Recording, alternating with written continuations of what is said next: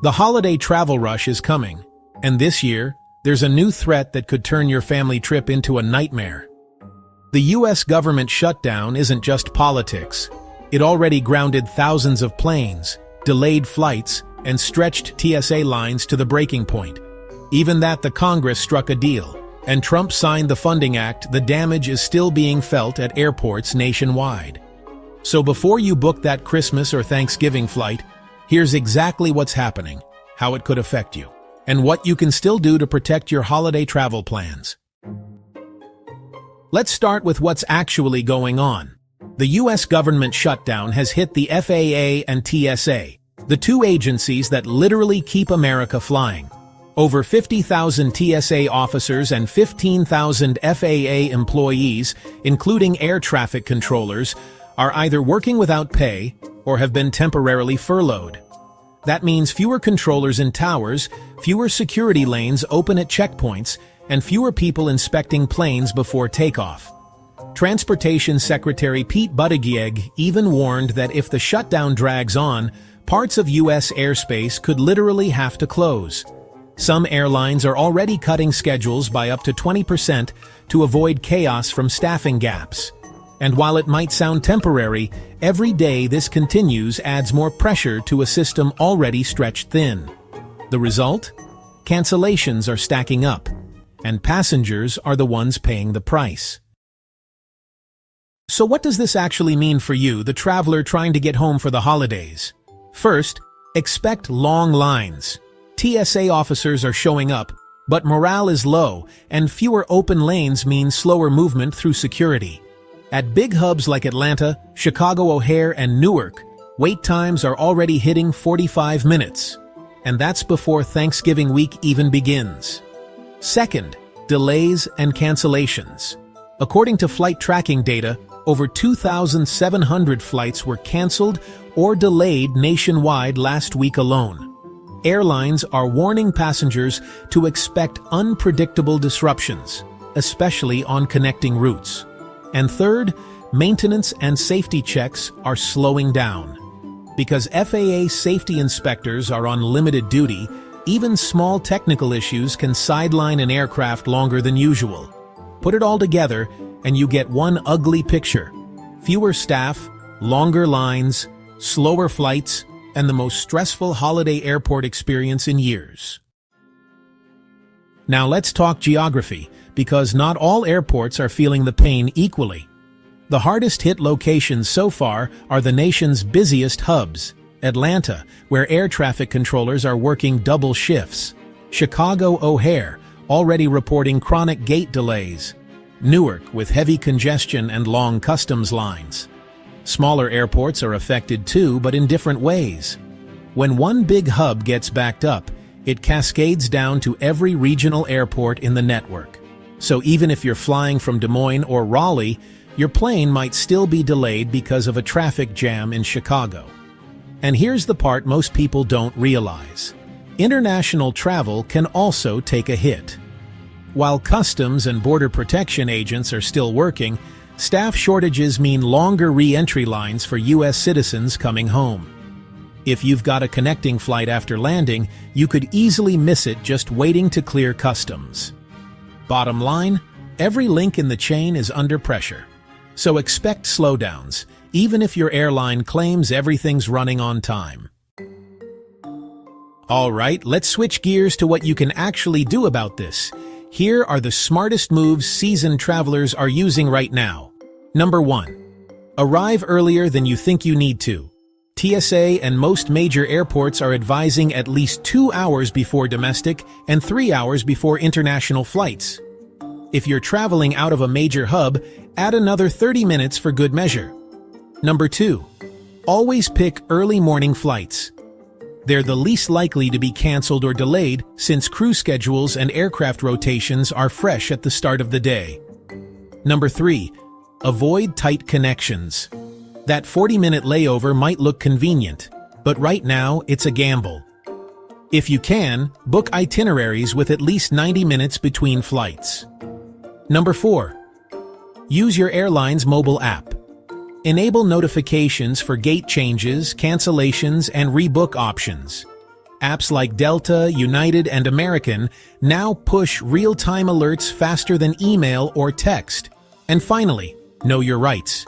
If your flight is delayed more than 3 hours or canceled, you may be entitled to meal vouchers, hotel stays, or full refunds. Each airline's policy is different, so check their customer service plan section online. Being prepared doesn't eliminate the risk, but it gives you the power to stay one step ahead. Let's face it, sometimes the system just melts down. So here's how to protect yourself when it does. Step 1. Book flexible fares. Choose tickets that can be changed without heavy fees.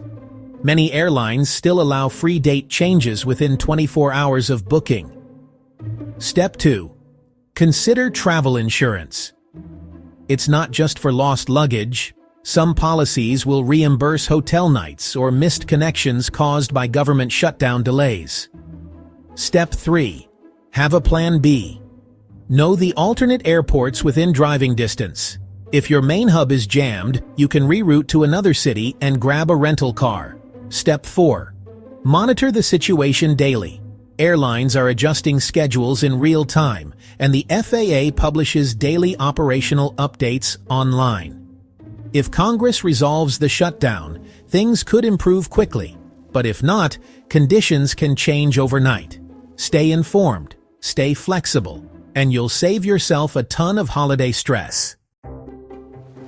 The truth is, most travelers won't prepare for this. They'll show up to the airport, coffee in hand, and wonder why the line stretches to the parking garage.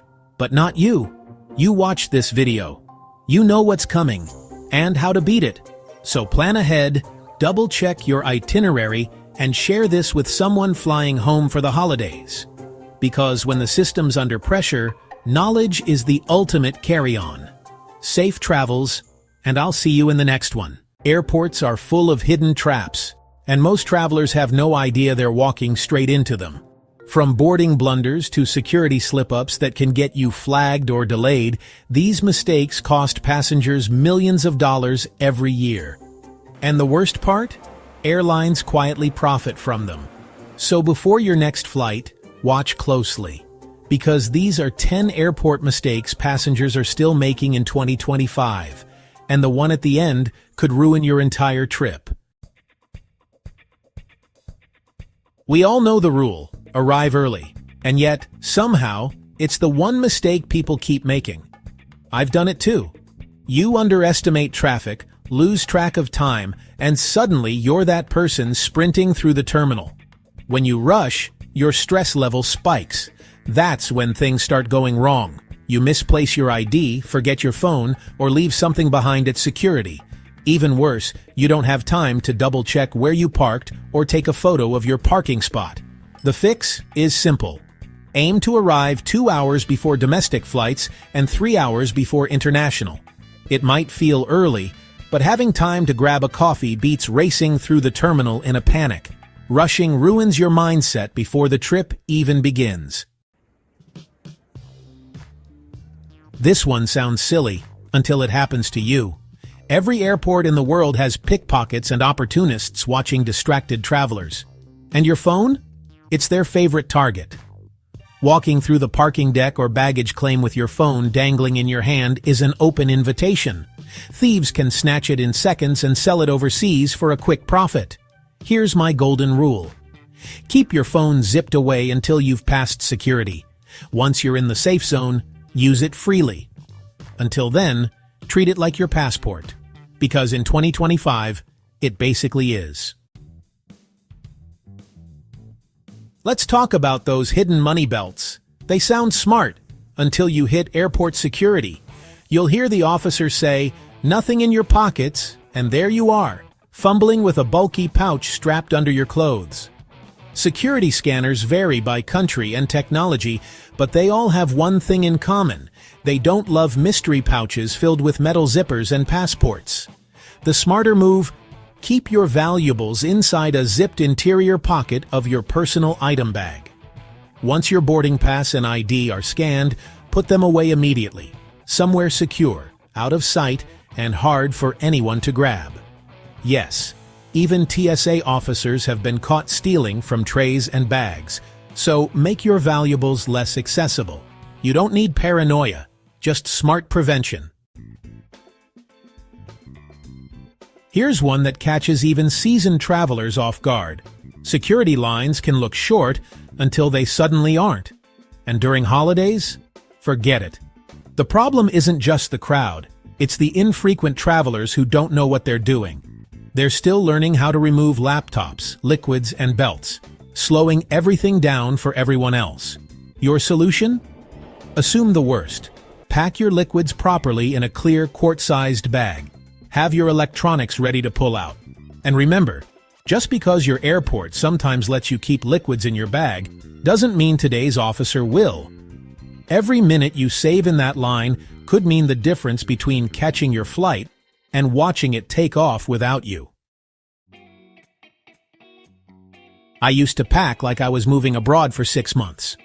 1 outfit per day, backup shoes, and a just-in-case sweater. And every time, half of it came home untouched. In 2025, smart travelers go carry-on only, but with strategy. Choose outfits that mix and match and pack 2 pairs of versatile shoes, max. If it doesn't serve at least 2 purposes, it doesn't make the cut. Your suitcase should feel light enough that you can lift it into the overhead bin without help. If it doesn't, you've overpacked. We've all been there, trying to untie sneakers with 15 people sighing behind us in line. Laced shoes are a bottleneck at security. Unless you have TSA pre-check, you'll probably have to remove them. So make life easier. Before you reach the airport, loosen or partially untie your laces. Better yet, travel in slip-ons or zip boots that come off quickly. If you're over 75, good news, you can keep your shoes on entirely. Everyone else? Tie smart, travel faster. I know, goodbyes are emotional. But hey, the airport drop-off curb is not the place for a farewell movie scene. I've been stuck behind couples clinging for 5 minutes while traffic piles up behind them. If you want to talk, use the cell phone lot or the parking deck. Otherwise, keep the goodbye quick, wave, and move on. It's courteous, it keeps traffic flowing, and it saves everyone's sanity. Skipping online check-in is one of those old habits that needs to die. These days, airline apps do everything. Seat selection, boarding passes, even parking reservations. Checking in early gives you key info before you even leave home, like which terminal and gate your flight leaves from, and whether it's on time or delayed.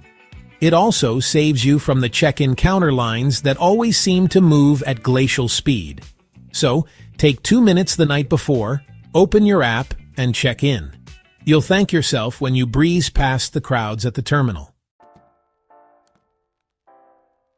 Here's the hard truth. If your suitcase is heavier than you can lift, you're asking for trouble. I love carry-on travel. It keeps you in control. But dragging an unmanageable bag through terminals to save a few dollars isn't worth it. If you struggle to lift it, check it. Many airline credit cards now include 1 free checked bag anyway. Use it. And if you're worried about lost luggage, pack a small compression cube in your personal item, with a spare shirt, socks, and underwear. That way, even if your suitcase takes a vacation without you, you'll be just fine. Always keep essentials, like medication, chargers, and power banks, in your personal item, never in checked bags. If your battery pack ends up in the cargo hold, it's a fire risk. The last mistake is one that ruins entire trips booking connections with less than an hour to spare. I've made this one, and paid for it. On paper, 50 minutes sounds doable. In reality, it's chaos. It takes 10 to 20 minutes just to deplane, then you're sprinting across terminals or waiting for a tram, all while the next flight is already boarding. Airlines close doors 20 minutes before departure, and once they're closed, they're not reopening them for you. When booking connections, aim for at least 90 minutes domestic and 2 hours international. If something delays you, weather, boarding, a slow passenger, you'll still make it. And yes, Consider travel insurance for missed connections. It's one of the few safety nets that actually makes sense in today's unpredictable travel world. Every traveler learns through mistakes, but the smart ones learn from someone else's. Arrive early, pack light, check in online, and above all, plan buffer time. Air travel in 2025 is smoother than ever if you know what to expect. So use these lessons, fly smarter, and enjoy the journey without the stress. If you found this helpful, subscribe to Jet Set Genius for more travel tips and insider tricks every week. Because the best way to travel smart is to never make the same mistake twice.